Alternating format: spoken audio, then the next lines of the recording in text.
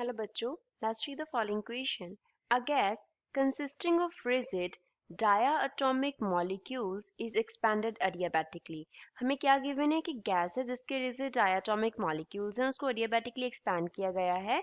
How many times has the gas to be expanded to reduce the root mean square velocity of the molecules neta is equals to 1.5 times.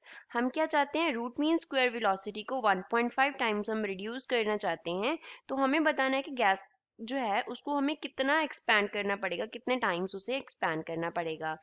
So first of all we will talk about the key concept used in the question. इस question में क्या की concept apply हो रहा है.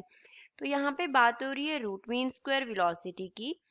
Root mean square velocity, root mean square velocity को हम denote कर लेते हैं वी आर एम एस से. R means root, M means mean and S means square. तो ये इक्वल होता है किसके, square root of 3 into R into T upon M के. अब यहाँ पे आर एंड एम क्या होते हैं, कांस्टेंट होते हैं. R gas constant and M mass होता है. तो जो वी आर एम एस है वो डायरेक्टली प्रोपोर्शनल होता है स्क्वायर रूट ऑफ टी के. टी जो है वो डिनोट करता है टेम्परेचर को. T here denotes temperature. T temperature को डिनोट करता है. तो अगर हम रूट मीन स्क्वायर स्पीड को क्या करना चाहते हैं, उसकी वैल्यू को रिड्यूस करना चाहते हैं, तो कॉरेस्पॉन्डिंगली हमें क्या करना पड़ेगा, टेम्परेचर टी को रिड्यूस करना पड़ेगा. अगर टेम्परेचर का जो वैल्यू है वो क्या हो जाएगा, रिड्यूस हो जाएगा, तो root mean square speed reduce हो जाएगा. Now we want VRMS to reduce by 1.5 times. हम इसे रिड्यूस करना चाहते हैं. टेम्परेचर का क्या है, स्क्वायर रूट है.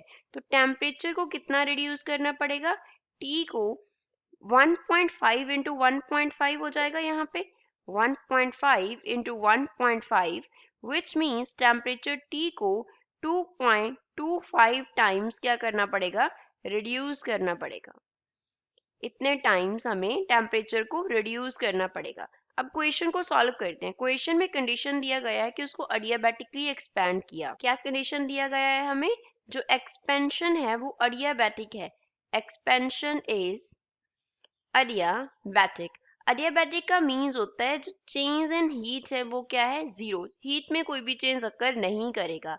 तो एक्सपेंशन का कंडीशन जो है हमारे पास वो क्या होता है, T into V raise to power gamma minus 1 जो है वो इक्वल रहता है कांस्टेंट के. तो यहाँ से हम क्या लिख सकते हैं, we can write final temperature, final volume raise to power gamma minus 1 equal होगा initial temperature initial volume raise to power gamma minus 1 की. गैमा क्या है, ये हमारे पास रेशियो होता है स्पेसिफिक हीट और constant pressure to specific heat at constant volume का.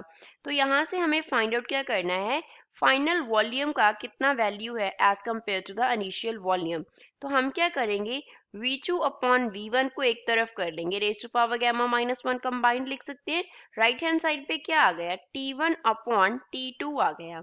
अब जो T1 है वो क्या है, T2 जो है वो क्या है, T1 का 2.25 हमने रिड्यूस कर दिया. तो यहाँ से हम क्या लिखेंगे, we can write V2 upon V1 raise to power gamma minus 1 is equals to 2.25 हो जाएगा, क्योंकि यहाँ से T1 अपॉन T2 अगर हम निकालेंगे, यहाँ से T1 अपॉन T2 निकालेंगे तो वो क्या हो जाएगा, 2.25 हो जाएगा. तो गैमा जो है हमें इक्वेशन में क्या दिया गया है, gas consisting of rigid diatomic molecule. तो उसके लिए जो गैमा का वैल्यू होता है वो होता है 1.4. तो क्वेश्चन को फर्दर सॉल्व कर लेते हैं.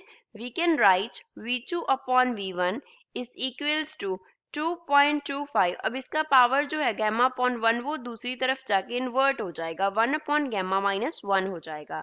तो यहाँ से V2 अपॉन V1 जो है वो इक्वल आ जाएगा 2.25 raised to power 1 upon 1.4 minus 1 k. So further we can write V2 upon V1 will be equals to 2.25 as it is आ जाएगा, 1 upon क्या आ जाएगा, 0.4 आ जाएगा. फर्दर सॉल्व कर लेते हैं. V2 upon V1 जो होगा वो इक्वल हो जाएगा 2.25. अब 1 बाय 0.4 है तो ये कितना होगा, 2.5 होगा. तो यहाँ से V2 अपॉन V1 जो है वो इक्वल आ जाएगा 7.59 K, which means we can write V2 is nearly equals to 7.6 times of V1।